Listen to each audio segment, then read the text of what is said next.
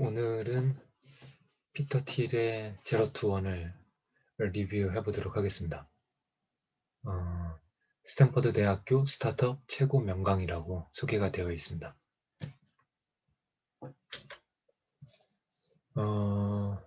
일단은 이 책 같은 경우에는 스타트업을 시작하시는 분들이나 혹은 스타트업에 투자하시는 분들, 벤처 투자자들한테 유용한 책이라고 생각하고 있습니다.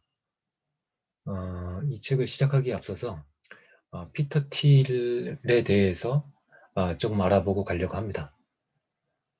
피터 틸은 페이팔 마피아로 유명합니다. 그러니까 페이팔 출신의 여러 사람들이 창업을 하고 각자 성공을 해서 그들 그룹을 페이팔 마피아라고 부르고 있습니다. 르네 지라 피터 틸은 페이팔을 창업하고 페이스북에도 초기에 투자하여 대박을 터뜨렸습니다. 그는 스탠퍼드 대학교에서 철학을 전공하였습니다. 특히 대학에서 만난 르네 지라르 교수는 그의 세계관에 큰 영향을 주었습니다. 피터 틸은 르네 지라르에게 배운 모방 이론을 사업에도 적용을 하였습니다. 그렇다면 르네 지라르에 대해서 먼저 알아볼 필요가 있겠죠.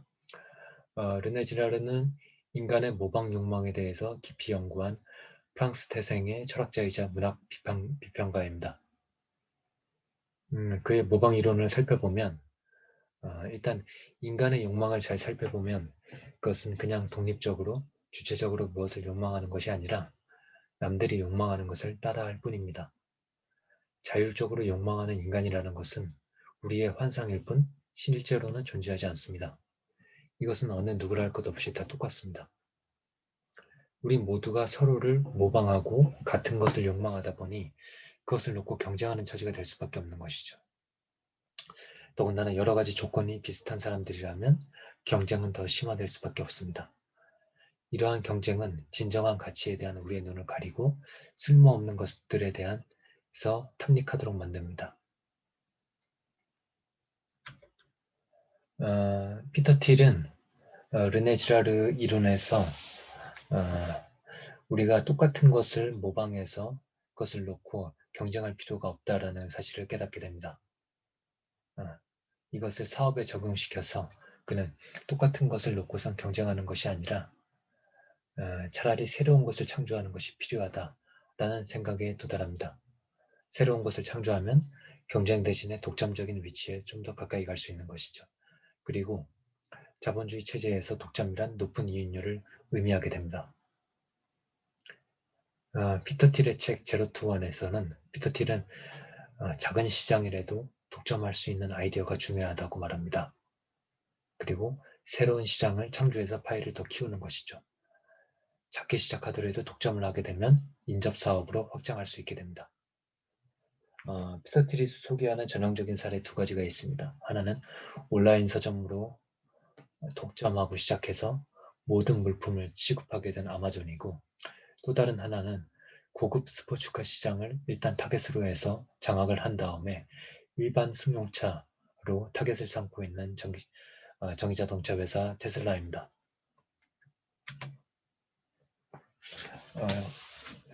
피터 틸이 보기에 독점 기업은 투자자나 사업가에 있어서 매우 좋은 것입니다. 물론 미국인들은 경쟁을 신성시하며 경쟁 덕분에 우리가 사회주의자들처럼 가난하지 않다고 말을 합니다. 하지만 실제로 자본주의와 경쟁은 서로 상극입니다. 자본주의는 자본의 축적을 전제로 하고 있지만 완전 경쟁 하에서 경쟁을 통해 모든 이윤이 사라져버립니다. 따라서 기업가들이 명심해야 할 것은 지속적인 가치를 창출하고 또 보유하고 싶다면 차별화되지 않는 제품으로 회사를 차리지 말라는 것입니다. 그런데 독점 기업은 스스로를 아니라고 포장하게 잘 찾아봐야 합니다. 독점 기업들은 스스로를 보호하기 위해서 거짓말을 합니다. 거대한 독점 사실을 자랑했다가는 감사를 당하고 조사를 받고 공격받는다는 사실을 잘 알고 있는 것이죠. 사업을 하는 입장이나 투자를 하는 입장에서 독점 기업이 좋다라는 것은 잘 알고 있습니다. 하지만 이러한 독점 기업이 반사회적인 것이 아닌가라고 우리는 질문을 할 수 있습니다. 이에 대한 피터 틸의 답변은 이렇습니다. 물론 너무 큰 이유는 나머지 사회의 희생을 대가로 하는 것입니다. 변하지 않는 세상에서 독점 기업은 지대 수구먼밖에 되지 않습니다. 그러나 창조적인 독점 기업들은 세상에 완전히 새로운 종류의 풍요로움을 소개함으로써 고객들에게 더 많은 선택권을 제공할 수 있습니다. 그러니까 전체를 놓고 보면 긍정적인 영향이 더 많을 수 있습니다. 그리고 또 한 가지 재밌는 이야기를 하는데요. 독점은 유용한 지표로서 어떤 병적인 현상이나 예외적인 현상이 아니라고 말을 합니다. 그러니까 독점은 모든 성공적인 기업의 현 상태이다. 그러니까 모든 기업은 남들이 할 수 없는 것을 해내는 만큼 딱 그만큼만 성공할 수 있다. 그러니까 성공 기업이라는 것은 그 전제가 독점이라는 것을 깔고 있다는 것입니다.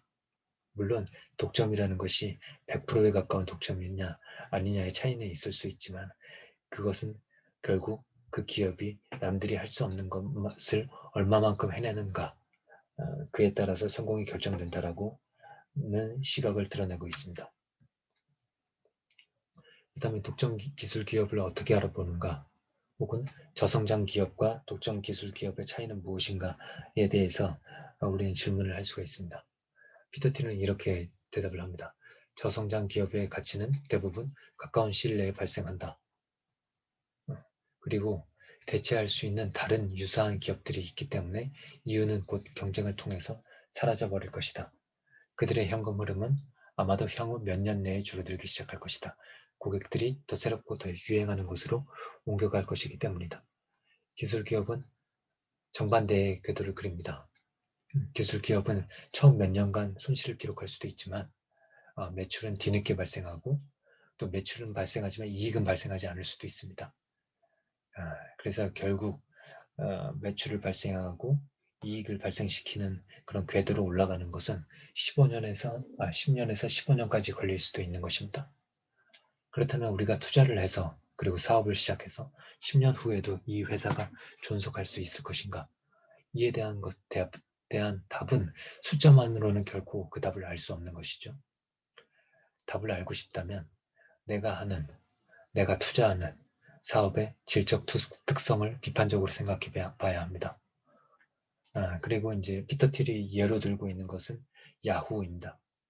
머리서 메이어가 야후를 다시 쿨하게 만들어서 예전 명성을 되찾으려고 노력을 했습니다. M&A도 활발하게 했고요. 언론 플레이도 열심히 했었죠. 하지만 결국 그 노력은 실패하게 됩니다. 피터 틸은 이렇게 이야기합니다. 야후가 실제로 어떤 제품을 만들어낼 것이냐 하는 점이 중요한 것입니다. 반면 애플에 복귀한 스티브 잡스는 애플을 단지 일하기 쿨한 곳으로 만든 것이 아니라 제품 라인을 과감히 쳐내고 10배의 개선을 이루어낼 수 있는 소수의 제품에 집중했습니다. 그 어느 기술 기업도 브랜드 전략 하나만으로는 일어날 수 없는 것이죠. 그리고 또 한 가지 또 우리 투자자들과 사업가들로 하여금 어렵게 만드는 요인인데요. 처음에 들어간다고 해서 다 먹는 것도 아니라는 것입니다. 시장에 처음 진입한 기업은 다른 경쟁자들이 우왕좌왕하는 동안 상당한 시장 점유율을 확보할 수 있습니다. 하지만 먼저 움직이는 것은 하나의 전략일 뿐 목표가 아닙니다. 정말로 중요한 것은 미래의 현금 흐름을 창출하는 것입니다. 누군가 따라와서 1위 자리를 빼앗는다면 퍼스트 무버가 되는 것은 아무 소용이 없는 것이죠. 그리고 스타트업은 로또가 아니라고 이야기를 합니다.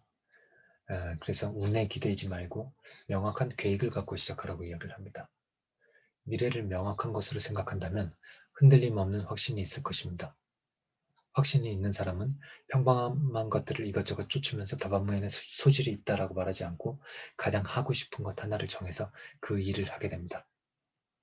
남들과 구별되지 않는 사람이 되려고 부단히 노력하는 것이 아니라 실질적인 것에 뛰어난 사람이 되려고 노력합니다. 즉, 한 가지를 독점하고자 노력하는 것이죠.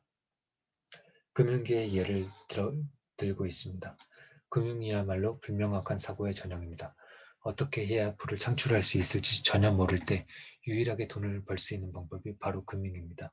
금융계 내부의 기본적 교리는 시장은 아무 원칙도 없이 움직인다는 것입니다. 구체적이거나 실질적인 것은 아무것도 알 수가 없습니다. 그렇기 때문에 극도로 중요해지는 것이 투자의 다각화인 것이죠. 그러니까 피터 틸은 사업이나 투자에 있어서 다각화나 분산하는 것에 대해서 부정적인 시각을 갖고 있습니다. 그러니까 목적 없는 분산을 이야기하는 것이겠죠. 어, 그래서 이제 사업을 시작하는 데 있어서 중요한 것은 똑똑한 디자인, 계획을 갖고 시작하는 것이라고 봅니다. 애플을 예로 들면 애플은 새로운 제품을 만들고 그 제품을 효과적으로 유통시키기 위한 명확한 장기적 계획을 상상하고 실행했습니다. 우리는 불명확한 단기적 세상에 살다 보니 장기 계획은 저평가하는 경우가 많은데 말이죠. 그래서 피터 틸은 집중 투자에 대한 관점을 드러내고 있습니다. 정말 얼마 안 되는 압도적으로 큰 가치를 갖게 될 소수의 회사를 일념으로 쫓는 대신 다각화에 초점을 맞춘다면 그런 희귀한 회사는 처음부터 놓쳐버리게 된다. 그리고 자신의 사례를 예로 들고 있습니다. 2005년 결성된 우리 펀드가 가장 잘한 투자인 페이스북의 수익은 나머지 모두를 합친 것보다 많았다. 두 번째로 잘한 투자인 펠런디어의 수익은 페이스북을 제외한 나머지 모든 투자를 합친 것보다 더 큰 것으로 예상이 됩니다. 따라서 벤처 캐피탈은 아주 이상한 두 가지 원칙을 따라야 합니다. 첫째, 잠재적으로 펀드 전체의 가치에 맞먹는 수익을 올릴 가능성이 있는 회사에만 투자해라. 이렇게 되면 투자 가능한 기업의 대부분을 제거해야 합니다. 두 번째 원칙, 첫 번째 원칙 때문에 제약이 너무 많이 생기므로 다른 원칙은 있을 수 없다. 물론 포트폴리오는 필요합니다. 왜냐하면 초기에 투자를 했을 때 여러 가지 난관이 있을 수가 있고 변수들이 너무 많기 때문에 아무리 조사를 잘하고 확신을 갖고 투자를 시작한다 할지라도 예기치 못한 일들이 발생할 수 있기 때문입니다. 그래서 이렇게 이야기합니다. 어느 회사가 성공할지 미리 정확히 알 수 있는 사람은 아무도 없다. 따라서 최고의 벤처 캐피탈조차 포트폴리오를 가지고 있다. 하지만 훌륭한 벤처 포트폴리오라면 그 안에 포함된 모든 회사가 각각 어마어마한 규모의 성공을 거둘 수 있는 잠재력을 가지고 있어야 한다. 이렇게 이야기를 합니다. 그리고 거듭 제곱 법칙을 이해하는 투자자들은 될 수 있는 한 적은 곳에 투자하려고 예를 쓴다. 이렇게 이야기를 합니다. 그러니까 페이스북의 사례도 그렇고 기술 기업들은 거듭 제곱의 법칙이 적용되기 때문에 성공할 수 있는 소수의 기업들을 잡아서 투자하는 것이 중요합니다. 그러나 그 투자 방법이 100% 성공한다고 장담할 수는 없기 때문에 어느 정도 분산화된 포트폴리오가 필요한 거죠. 그런데 그러한 분산은 어떤 무목적, 목적이 없는 그런 맹목적인 분산이 아니라 그 하나하나의 기업들이 최고가 될 만한 잠재력을 가지고 있다라고 판단되는 그러한 기업들만 모아서 투자를 하는 것입니다. 그리고 이제 사업의 입장에서 조언을 하고 있습니다. 모방 경쟁의 위험성을 생각해 보면 사회적 기술이 부족한 사람이 오히려 유리할 수 있다라는 그런 역설적인 이야기를 합니다. 왜냐하면 어떤 사람이 사회적 신호에 남들보다 덜 민감하다면 그 사람은 남들과 똑같은 일을 할 가능성이 줄어들 것이라는 것이죠. 그리고 휩쓸리지 않을 수 있다는 것입니다. 그럼에도 불구하고 외톨이형 천재는 성공할 수가 없습니다. 신생기업이 제대로 돌아가려면 사람들과 함께 일을 해야 됩니다. 다만 그 규모는 실제로 뭔가를 할 수 있을 만큼 작게 유지돼야 합니다. 왜냐하면 신생기업이 가진 강점 중에서 가장 중요한 것이 새로운 생각인데 이러한 새로운 생각은 규모가 작아야 이렇게 생각할 공간이 생긴다는 거죠. 규모가 크고 관료제로 돌입을 하게 되면은 생각할 수 있는 여유, 그 공간이 줄어든다는 것입니다. 그리고 어, 산업 하나를 통째로 일구기 위해서는 역시 팀원들이 중요한데요. 이때 기술적 능력이나 서로 보완적인 능력을 갖는 것도 중요하지만 공동 창업자들이 서로를 얼마나 잘 알고 잘 협업할 수 있는가도 중요합니다. 따라서 창업가들은 함께 회사를 세우기 전부터 서로 역사를 갖고 있어야 합니다. 그렇지 않으면 창업은 주사위 던지기나 마찬가지일 것입니다. 그리고 팀원으로 이 회사에 태우는 사람은 풀타임이어야 합니다. 전업으로 참여해야 되고 같은 장소에서 종일 함께 있지 않으면 생각의 차이가 조금씩 벌어질 수 있다는 것이죠. 그리고 현금보다는 주식이 인센티브가 될 수 있다고 이야기를 합니다. 왜냐하면 인센티브를 받고 싶어하는 사람들은 장기적인 것을 선호하는 사람이고 회사의 미래 가치를 증가시키는데 전념할 사람이라는 것이죠. 어, 따라서 주식이 완벽한 인센티브가 될 수는 없지만 회사의 창업자가 사내의 모든 이들을 크게 보고 한 방향으로 이끌고 가기에는 최선의 수단이라고 할 수가 있습니다. 그리고 이제 그 노동비를 그러니까 노동 집약적인 산업보다는 이제 무형자산의 특징을 갖고 있는 그런 사업을 추천을 합니다. 예를 들어서 요가 스튜디오를 운영하는 사람이라면 상대할 수 있는 고객의 수가 제한되어 있다. 강사를 더 채용하고 더 많은 곳에 지점을 낼 수는 있겠지만 수익률은 여전히 상당히 낮은 수준을 유지할 것이다. 반면 소프트웨어 산업 같은 경우에는 사람 몇몇이서 수백만 고객에게 가치를 제공할 수 있다는 것이죠. 그리고 이제 피터 틸이 중요하게 이제 생각하는 부분이 있습니다. 이건 사업에 있어서 굉장히 중요한데요. 세일즈를 잘 해야 된다는 것입니다. 그리고 그 사례로 이렇게 이야기를 합니다. 자신의 커리어가 무엇이든 세일즈 능력이 슈퍼스타와 나고자를 가른다. 월스트리트에서 신입들은 기술적 전문성을 발휘하는 애널리스트로 시작하지만 최종 목표는 거래를 성사시키는 딜메이커가 되는 것입니다. 그러니까 분석하고 보고서를 만들고 전문 분야에 집중하는 것은 사실 주니어 때 하는 것이고 시니어 단계가 되면은 결국에는 나가서 거래를 만들고 영업을 하고 딜을 성사시키는 것이 중요한 단계가 온다는 것이죠.